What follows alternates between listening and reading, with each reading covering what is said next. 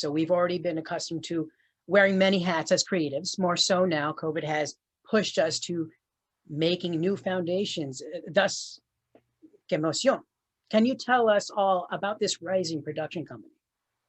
Our identity as a Latinx founded and Latinx prioritizing production company as well. And that's essentially what it is. It is a production company.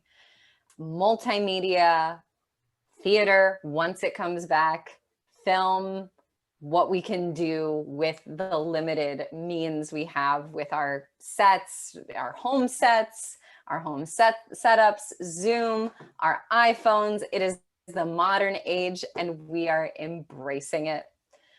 Social media, Instagram, what the kids call TikTok or Reels or whatever it is you want to call it these days.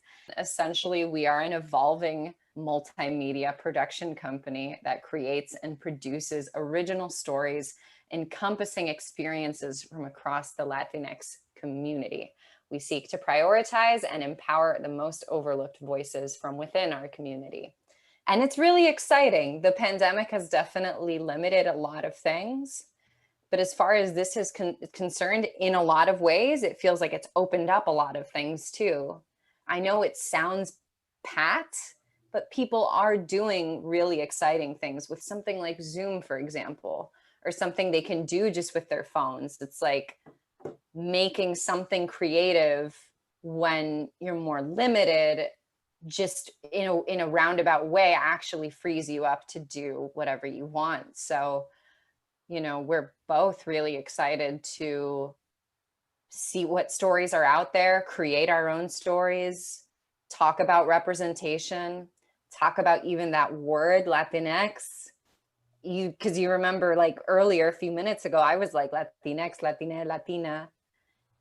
You know, we're so excited to be in this time and in this space where everyone is having a conversation about everything. And we want to be a part of that conversation, and we want to extend that invitation to everyone within our community as well. Evolving in our mission statement, I think that's a key factor of it, that we want to normalize while we're having these important conversations. We want to normalize fucking up, you know, because people are afraid to engage because you're going to get trolled, you're going to get canceled, and it's just, we want to create a space where we need to get into these topics without the fear of fucking up and owning it, and we're gonna definitely mess up and say the wrong thing, and it's like we're figuring it out together. Basically, can you let us know what projects do you have coming up aside from, like, you know, this induction for it all? And if you can kind of key it in with it, is like, what message do you have to give the viewers of this channel? Yeah, we have our writers group. We're cooking up a lot of interesting things over there. Our first ball we sort of got rolling was this project called Los Muros. We're exploring all of the wall art that is in New York City, either by Latinx artists, art about Latinx icons. We're already speaking to some of these mural artists, you know, just murals you can find in Spanish Harlem, in Brooklyn, in Washington Heights. And there are actually new ones happening now in the wake of the pandemic. And we go and we do a segment on it. So whether that's a photo series, an interview in front of the mural. So that's Los Muros. And coming from this idea that, for the last few years, the word muro has the wall, right? Has acquired very specific connotations. And we want to take that and turn it around and say a wall can be a place for expression, for people to gather around and observe something, express, that also connects us, right? So we're talking to these artists so that they see how a wall can be a different thing from what we've been hearing.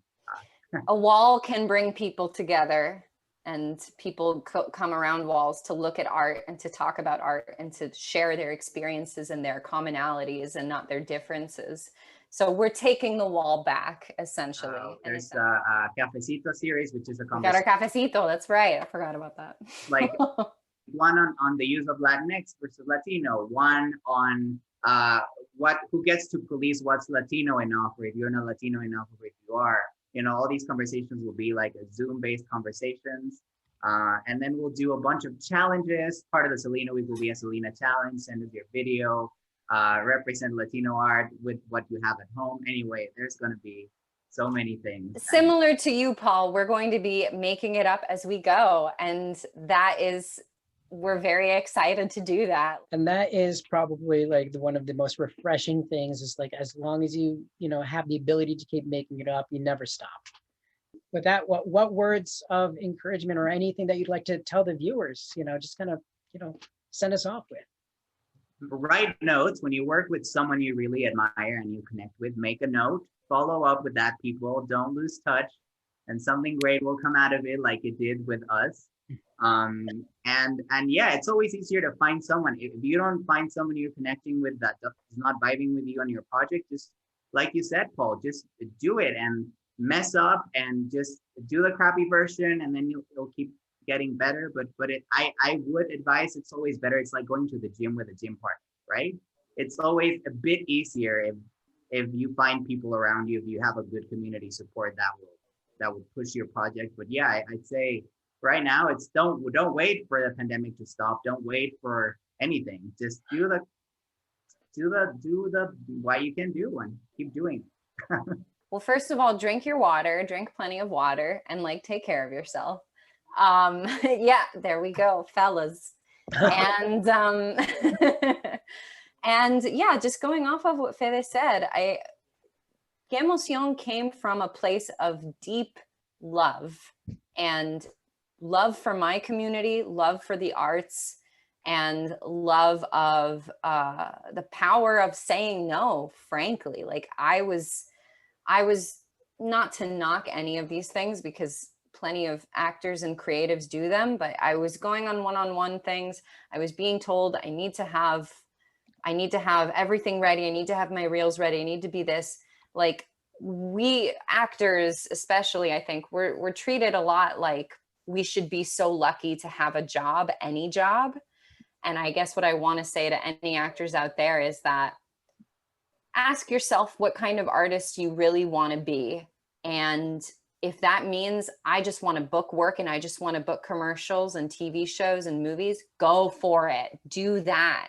But I think for me, when I asked myself that, I was like, I want to do something about this landscape of our Latino, Latinx, Latina, Hispanic community. It just felt so fractured.